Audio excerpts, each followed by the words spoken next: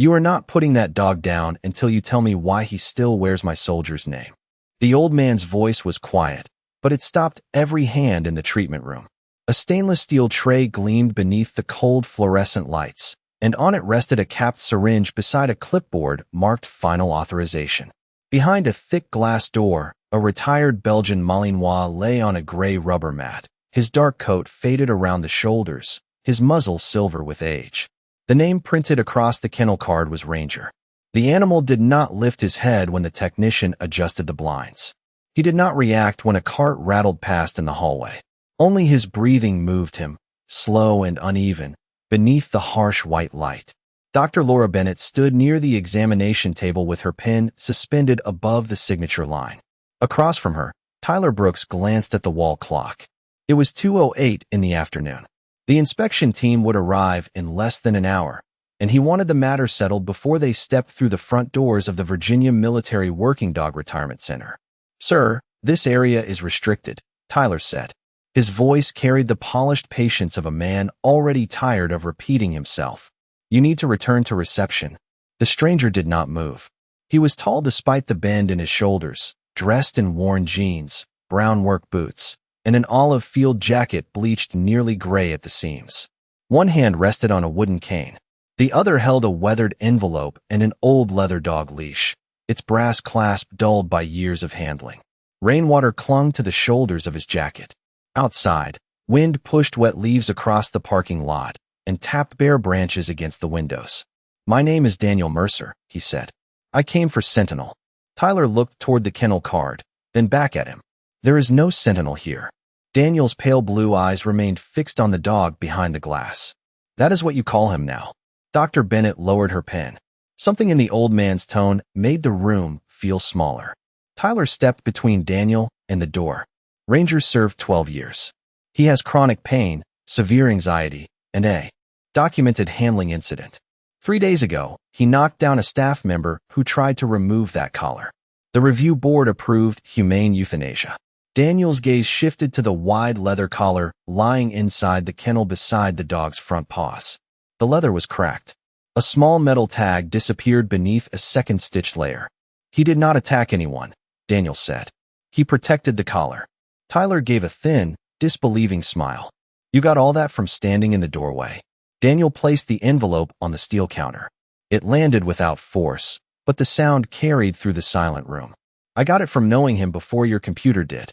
Tyler opened the envelope and glanced at the faded photograph inside. It showed a much younger Daniel kneeling beside a lean military dog beneath a desert sun. The image was scratched, the unit markings nearly unreadable. Tyler set it down. "Old photographs are not proof of ownership. I am not here to prove ownership." Daniel tightened his fingers around the leash. The brass clasp clicked softly against his cane. Behind the glass, Ranger's ear twitched. Emily Carter, the young veterinary technician standing near the medication cabinet, noticed it first. She looked from the dog to the clasp as Daniel spoke again. "I am here because someone tried to take that collar off him." Ranger slowly raised his head. His clouded eyes turned toward the treatment room. Tyler did not see it. He was already reaching for the authorization form. "The decision has been made." Daniel stared through the glass at the old dog, and for the first time, something fragile moved across his weathered face. "Then you made it without the whole story." Dr. Bennett's pen remained above the page. Ranger pushed himself unsteadily onto his front legs. Daniel lifted the old leash, and the brass clasp struck the cane once. The dog froze. Daniel let it strike a second time. Ranger rose. On the third clear note, the retired K9 stood facing the glass, alert for the first time all day. Daniel's voice fell to a whisper. "Do not remove that collar. It is not holding a tag." He looked directly at Tyler. "It is holding a promise." Tyler's hand stopped above the authorization form. Behind the glass, Ranger remained standing, his body stiff with effort, his ears forward, his eyes locked on Daniel as if the years between them had suddenly narrowed to a single breath. Emily Carter stepped closer to the window.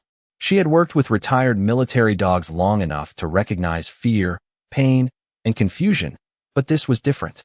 The old Malinois was not staring at a stranger. He was waiting. "How did you know about the collar?" she asked. Daniel did not answer immediately. His attention remained on Ranger. Because I fastened the first one around his neck, he said. Tyler folded his arms. Our records list 2 handlers. Neither one is named Daniel Mercer. Your records begin after Kandahar. The words were plain, but they changed the temperature in the room. Dr. Bennett looked toward the faded photograph on the counter. The younger Daniel in the image wore desert gear and knelt beside a dog with the same black mask, the same sharp ears, and the same small white mark beneath the chin. Time had softened both of them, but not enough to erase the resemblance. Tyler picked up the photograph again. This could be any dog. Daniel reached into his jacket and removed a second item, a narrow strip of worn nylon with a brass buckle. Then ask your computer why Ranger wakes every night at 2:17. Emily turned from the glass. How do you know that? Daniel's jaw tightened. Does he? She hesitated, then nodded. Every night. The kennel cameras show him standing at the west wall. He stays there for almost 4 minutes. Daniel closed his eyes for only a moment. Rain whispered against the windows, and somewhere beyond the treatment wing, another dog gave a low, distant bark. That was the time the helicopter left without him, Daniel said. Tyler's expression hardened. You expect us to believe a dog has been checking a clock for more than a decade? No, Daniel looked at him. I expect you to understand that animals remember patterns people are too busy to notice. Ranger shifted his weight behind the glass. His hind legs trembled, but he refused to lie down. Emily moved toward the computer station and entered Daniel's name. The search returned nothing. She tried Sentinel. No active record appeared. Then she entered the number printed faintly on the back of the old photograph. A message flashed across the screen. Archived file. Transfer restricted. Tyler leaned over her shoulder. That does not prove anything. It proves there is a file, Emily said. One our normal system cannot open. Tyler's eyes moved between the screen and Daniel. Why would your name be removed? Daniel's thumb traced the worn leather of the leash. Because some missions are easier to bury than explain. Tyler let out a slow breath. Even if you knew this dog, that does not change his condition. Ranger is in pain. He has become unpredictable. He knocked down a trained staff member. Daniel glanced at the collar lying beside Ranger's paws. What exactly was the staff member doing? Dr. Bennett answered this time. Trying to remove it before an examination. And before that, nothing unusual. Daniel nodded once. He did not react to the person. He reacted to the hand on the collar. Tyler stepped closer. You keep saying that as though the collar matters more than the dog. Daniel finally turned fully toward him.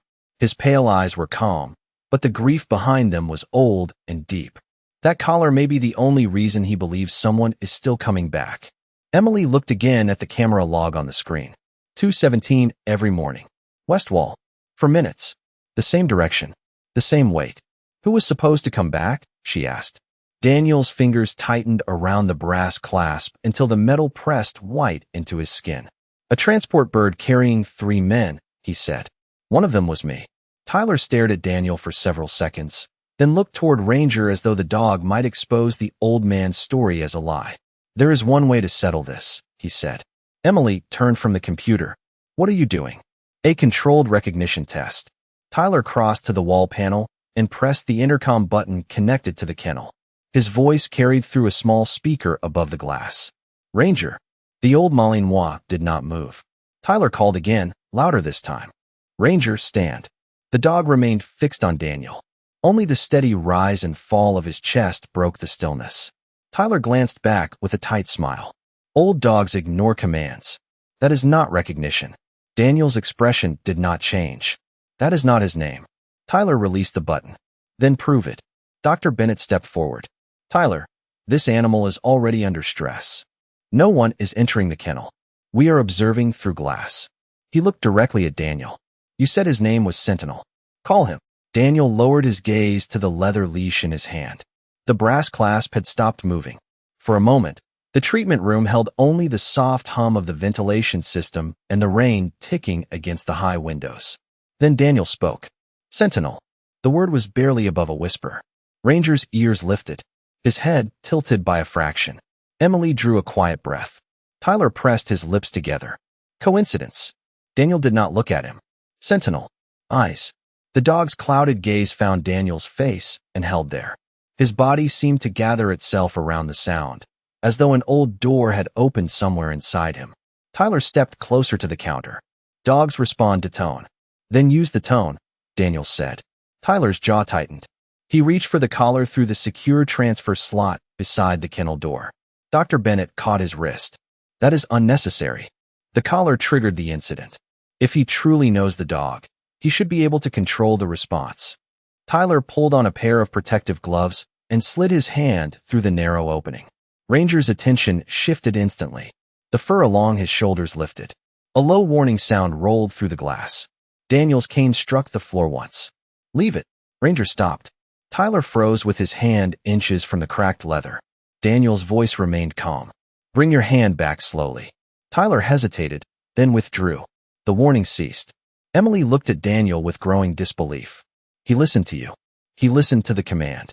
Tyler removed the gloves with sharp, impatient movements. That still does not establish identity. He picked up the collar from the outer evidence tray, where a duplicate examination tag had been placed earlier, and turned it beneath the light. You claim there is something hidden in this. Daniel's eyes settled on the stitched inner layer. There is a name. Tyler ran his thumb across the seam. Ranger stepped forward until his nose nearly touched the glass. Daniel noticed the change first. Put it down. Tyler ignored him. A name does not make this some sacred artifact. He reached for a seam tool from the medical tray. Ranger struck the glass with both front paws, not in rage, but with desperate urgency. The sound cracked through the room like a slammed door. Emily stumbled back. Dr. Bennett dropped her pen. Tyler stood rigid, the tool suspended above the leather. Daniel did not flinch. He moved one step closer to the glass and raised 2 fingers. Sentinel. Hold. The dog remained upright, trembling, eyes locked on the collar. Daniel turned toward Tyler. You think he is protecting an object because he is confused. His voice had become quieter and somehow more commanding. He is protecting the last order I ever gave him. Tyler slowly lowered the tool. What order? Daniel looked at Ranger, then at the hidden seam beneath Tyler's hand. Bring him home. Tyler set the seam tool down, but his fingers remained on the collar. The room had gone still enough for everyone to hear Ranger breathing behind the glass. Daniel's words hung between them. Bring him home. Emily moved closer to the evidence tray and studied the cracked leather. There is a second layer, she said. The stitching is older than the rest of the collar. Tyler looked at Dr. Bennett. We can open it without damaging the outer strap. Daniel's gaze did not leave Ranger. Do it carefully. Emily reached for a small pair of medical scissors and cut one loose thread near the buckle. The seam gave slowly, revealing a narrow pocket darkened by years of sweat, dust, and weather. Something metallic rested inside. Emily used forceps to lift it free. A military identification tag dropped onto the stainless steel tray with a soft, hollow sound.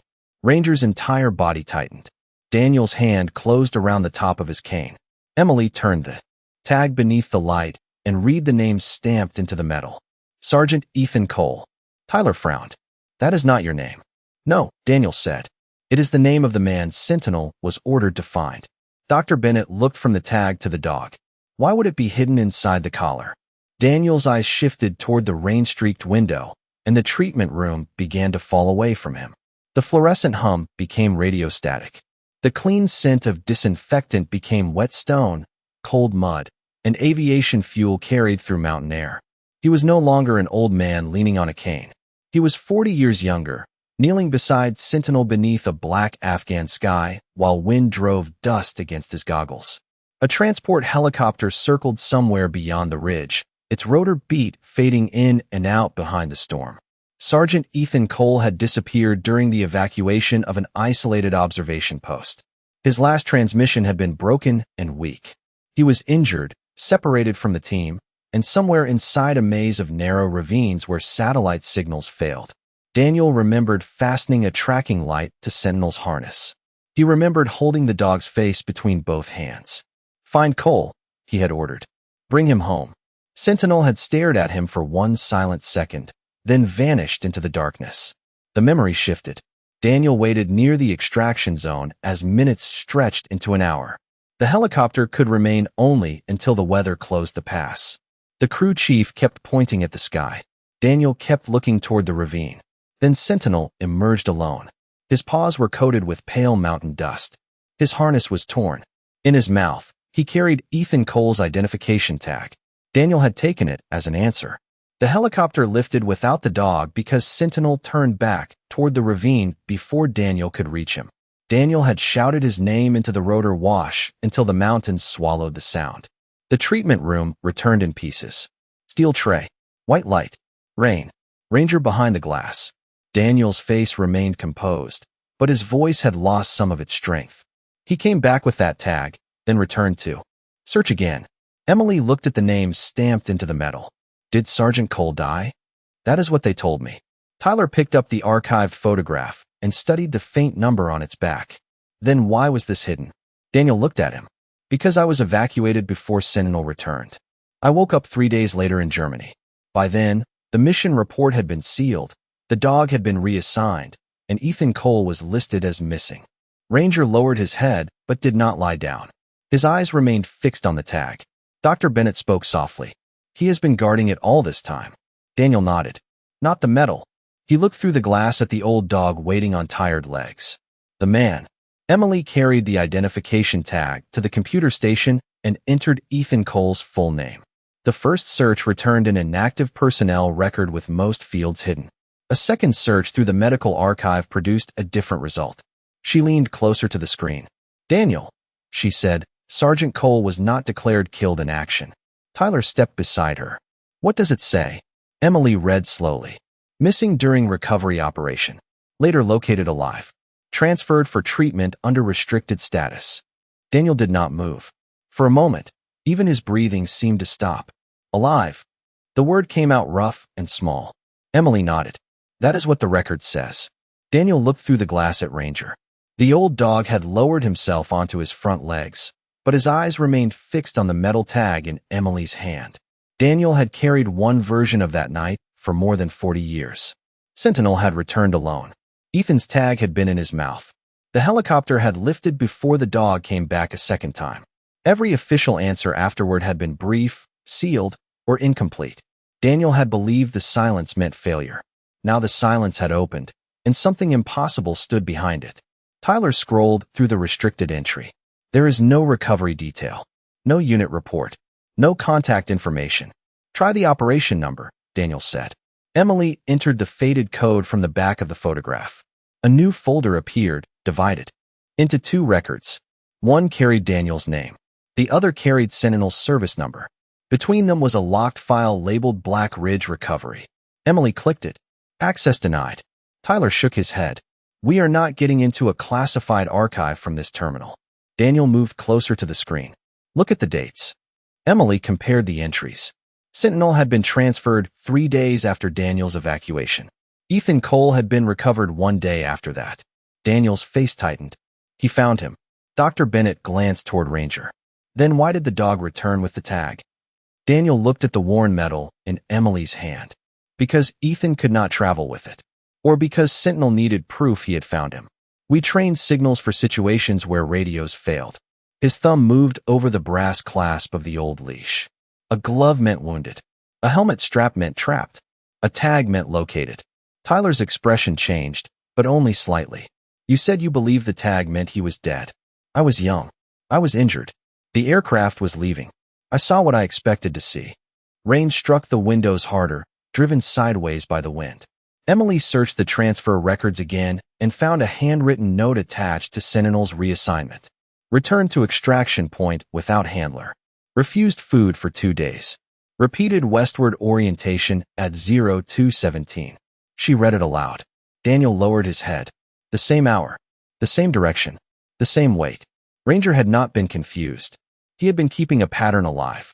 Tyler looked toward the wall clock. It was 2:26. None of this changes his medical condition, he said, but the certainty had thinned from his voice. The board approved the procedure because of pain and unsafe behavior. Daniel turned to him. Unsafe when someone touched the one thing connecting him to the mission you erased. No one erased anything. Then why did 12 years of service begin after the night that defined him?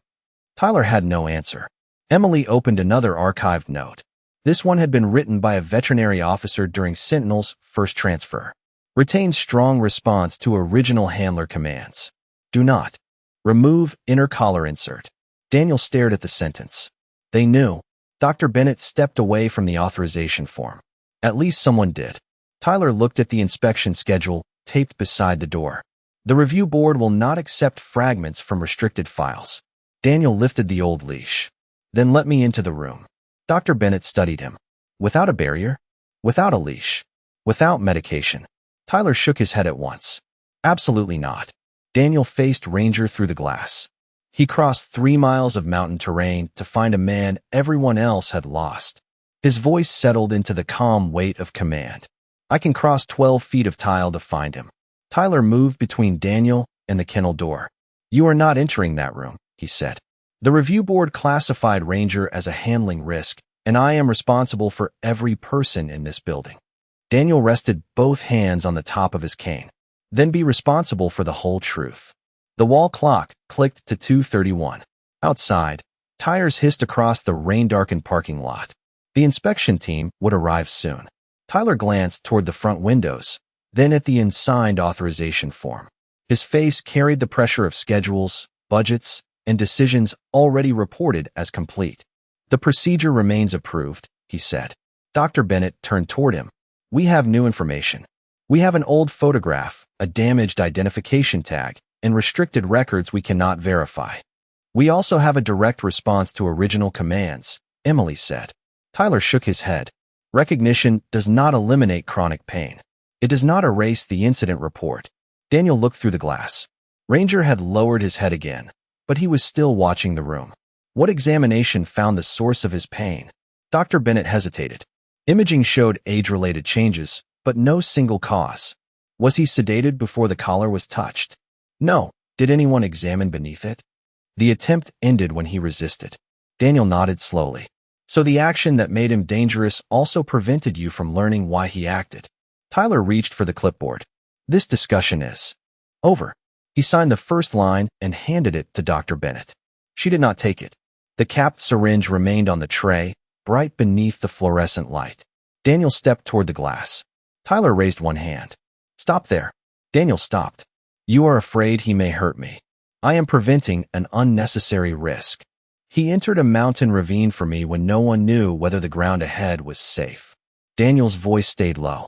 I will not stand 12 feet away because a form says he forgot who he is. Emily returned to the computer and copied Ethan Cole's archive personnel number onto a note. There may be one person who can verify this. Tyler looked at her. Who? The records show a retirement transfer through Fort Belvoir. If Sergeant Cole survived, the Army Personnel Office may have a forwarding contact. You do not have authority to call a retired service member about a restricted operation. Emily folded the note into her palm. Then I will ask whether he lost an identification tag. Tyler turned back to Dr. Bennett. Prepare the sedative. The doctor remained still. Not until I repeat the physical assessment. The inspection begins in 29 minutes. A clock is not a diagnosis. Tyler's patience broke into a sharp exhale. This facility is already under review. We have limited space, limited funding, and 6 incoming dogs next week. Ranger has no approved adopter, no verified handler, and a record that now describes him as unpredictable. Sentiment cannot run this center. Daniel looked at the old dog. No, but neither should convenience. Tyler removed his access card and held it near the kennel lock, blocking Daniel with his shoulder. Security is on the way. You will wait in reception or leave the property. Daniel released his cane. It struck the tile and fell flat with a wooden crack. Everyone looked down except Ranger. Daniel stood without it, unsteady but upright. I do not need to touch him, he said. Open the inner door. Keep the outer glass sealed. Give me one command. Tyler stared at him. And if he reacts? Then you will have your answer. And if he does not? Daniel's eyes remained on Ranger. Then you will have mine. Emily slipped quietly into the hallway with Ethan Cole's number concealed in her hand. Tyler did not notice. He was watching Daniel stand without support, his old left leg trembling beneath him, while Ranger slowly pushed himself upright on the other side of the glass. 2 aging soldiers faced each other across 12 feet of white tile. The room seemed to hold its breath. Tyler lifted the access card toward the lock, but before it reached the reader, the telephone at the computer station began to ring.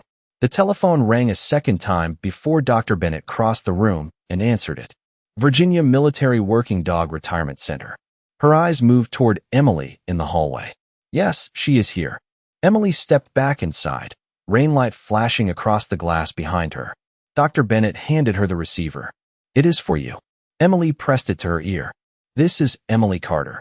A man's voice answered, older, steady, and stripped of ceremony.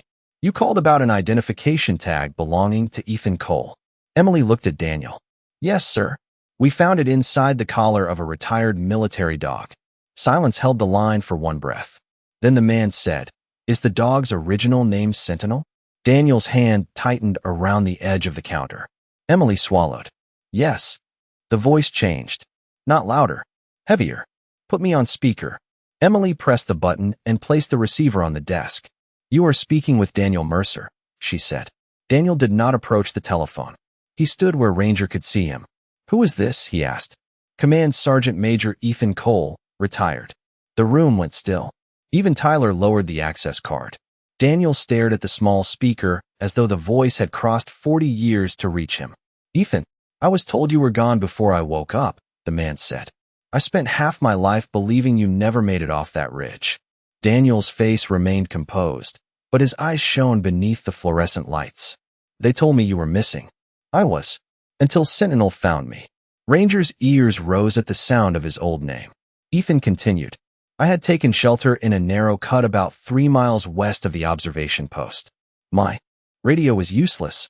I could not walk far. Sentinel reached me just before dawn. Daniel looked at the tag resting on the steel tray. He came back, carrying your identification tag. It tore loose while he was pulling my field jacket. I tied it to his harness because I knew he would return to you. It was the only proof I could send. Daniel closed his eyes. The meaning of that night rearranged itself inside him. Sentinel had not brought news of failure. He had carried confirmation. He returned to the ravine, Daniel said. Yes, he came back for me. Ethan's voice roughened. He led a recovery team to my position after your helicopter left. That dog completed both orders, Daniel. He found me, and he went back for you. Ranger stepped closer to the glass. His cloudy eyes moved between Daniel and the telephone. Tyler looked down at the authorization form in his hand. Why was none of this in the service record? He asked. Ethan answered without hesitation. The Black Ridge mission was compartmentalized. The canine medical file was transferred separately. That separation should have been corrected years ago. Papers shifted on the other end of the line. Colonel Michael Reeves is with me now. He commanded the recovery team. We are 20 minutes from the center. Tyler glanced at the clock. The scheduled procedure begins in less than 10. Ethan's voice hardened, then suspended. I need written authority. You have a living witness, an archived operation number, and a retired command sergeant major on a recorded facility line. That is not the same as a board order. Daniel turned away from the telephone and faced Tyler. Then forget the board for 1 minute and look at the dog. Ranger stood behind the glass, old legs trembling, waiting beside the collar he had guarded for decades. Dr. Bennett removed the syringe from the tray and locked it inside the medication cabinet. The click of the key sounded final. The procedure is suspended pending examination, she said. Tyler looked at her in disbelief. You cannot make that decision alone. I just did. Outside, headlights swept across the wet windows as a dark vehicle entered the parking lot. Ethan's voice came through the speaker one last time. Daniel, do not let anyone open that kennel before I arrive. Daniel looked at Ranger. He has already waited long enough. He reached for the access card still held loosely in Tyler's hand. Open the inner door. Tyler did not release the access card. For one long second, he stood between the old man and the kennel, caught between policy and everything his own eyes had just witnessed. Then Dr. Bennett held out her hand. Give it to me. He looked at her, then at Ranger, and finally placed the card in her palm. The lock gave a soft electronic tone. The inner door opened 3 inches, then stopped. Daniel stepped forward without his cane. His left leg trembled under the effort, but he did not look down. Ranger stood at the far side of the room, framed by white tile and cold light, his body rigid, his breathing shallow. The collar lay near his front paws. Daniel entered, and the door sealed behind him. No one spoke. No one moved. 12 feet separated them. Daniel removed his field jacket and folded it over one arm. Beneath it, he wore a plain blue shirt, faded at the collar. Ranger watched every motion. Daniel lowered the jacket to the floor and stood straight as he could. "Sentinel," he said. The old dog's ears lifted. Daniel's voice carried the same calm rhythm it had once carried through rain, rotor noise, and mountain wind. "Report." Ranger did not move.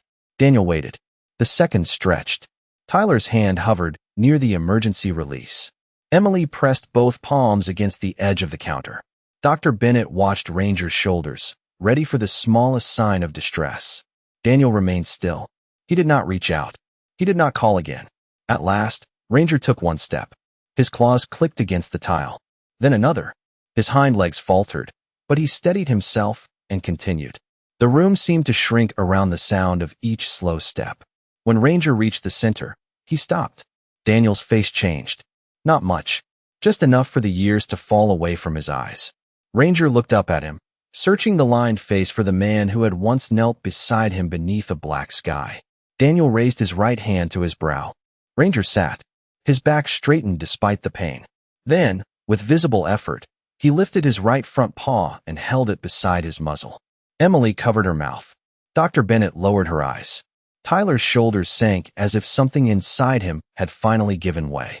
Daniel held the salute. His hand began to shake. "Good report," he whispered. Ranger lowered his paw and stepped forward. He placed it gently against Daniel's injured knee.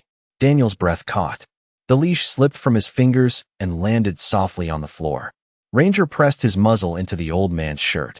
Daniel bent slowly, one hand finding the dog's neck, the other resting over the silvered head. For the first time since entering the building, his composure broke. He lowered himself to one knee and held Ranger close. The old dog leaned into him with the full weight of recognition. Daniel closed his eyes. "You came back," he said. Ranger gave a low, tired sound and rested his head against Daniel's chest. Outside the treatment room, the front doors opened. Footsteps moved quickly down the hallway. A tall man with silver hair appeared beside Emily, followed by another older man walking with a slight limp. Colonel Michael Reeves stopped at the glass. Ethan Cole moved one step closer and saw his identification tag on the tray. Neither man entered. They simply watched Daniel and Ranger kneeling together beneath the fluorescent lights. Tyler looked at the unsigned authorization form, then tore it cleanly in half. The sound was small, almost nothing.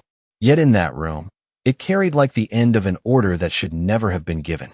Colonel Michael Reeves entered the treatment room first, but he did not approach Daniel as a commander arriving to take control. He stopped several feet away, removed his cap, and waited until Daniel slowly rose beside Ranger. Ethan Cole came through the door behind him. Time had narrowed his shoulders and silvered his hair, yet Ranger recognized something before anyone spoke. The old dog lifted his head from Daniel's knee and looked toward Ethan. Ethan lowered himself carefully, revealing a long pale scar near his collarbone where his shirt opened at the neck. "You found me in that ravine," he said. "You would not leave until I followed." Ranger took 2 uncertain steps, touched his nose to Ethan's hand, and stood between the 2 men he had once been ordered to bring home. Ethan's eyes filled, but his voice remained steady. "I kept waiting for someone to tell me what happened to you." Daniel looked at him across the silvered head of the dog. "So did I." Colonel Reeves turned toward Tyler, Dr. Bennett, and Emily. His presence did not need volume. Operation Black Ridge remained restricted because the observation post supported an intelligence mission. That secrecy protected people overseas, but the record separation that followed was an administrative failure. He looked at Ranger. Sentinel located Sergeant Cole, carried confirmation back to Sergeant First Class Mercer, and returned with a recovery team. 9 service members came home because this dog and his handler refused to stop searching. Tyler held the torn authorization form at his side. "Sir, I followed the information available to this facility." "I know," Reeves said. "That is why this cannot end with blame. It must end with better information." Dr. Bennett requested permission to examine Ranger while Daniel remained beside him. This time, when she approached the collar, Daniel gave the command. Ranger stayed calm. Imaging completed later that afternoon revealed a small metal fragment near the base of his neck, hidden beneath layers of old scar tissue. Pressure from the collar had caused worsening pain. His reaction had not come from confusion or aggression. He had been guarding Ethan's tag while protecting the place that hurt. The inspection team arrived to find the procedure canceled, the medical review reopened, and Colonel Reeves already drafting a correction to the service record. Tyler requested that his own signature remain on the incident report. He wanted the revised file to show not only what had gone wrong, but why. 3 weeks later, Ranger left the center wearing a softer collar and walking beside Daniel on the old leather leash. His pace was slow. Daniel's was slower. Neither seemed to mind. Ethan visited every Sunday, always bringing plain biscuits that Dr. Bennett pretended not to notice. By autumn, the three of them stood together at a small memorial field near Fort Belvoir. Rows of flags moved in the cool Virginia wind. There were no television cameras, no speeches, and no crowd waiting for a dramatic moment. Colonel Reeves read the corrected Black Ridge citation, then folded it and placed it in Daniel's hand. As the flag was lowered, Daniel raised a salute. Ethan joined him. Ranger sat between them. The old dog looked first at one man, then the other, and slowly lifted his right paw beside his silver muzzle. The three figures remained that way beneath the fading sky, bound not by rank or paperwork, but by a promise that had survived distance, secrecy, and time. Loyalty does not forget the road home.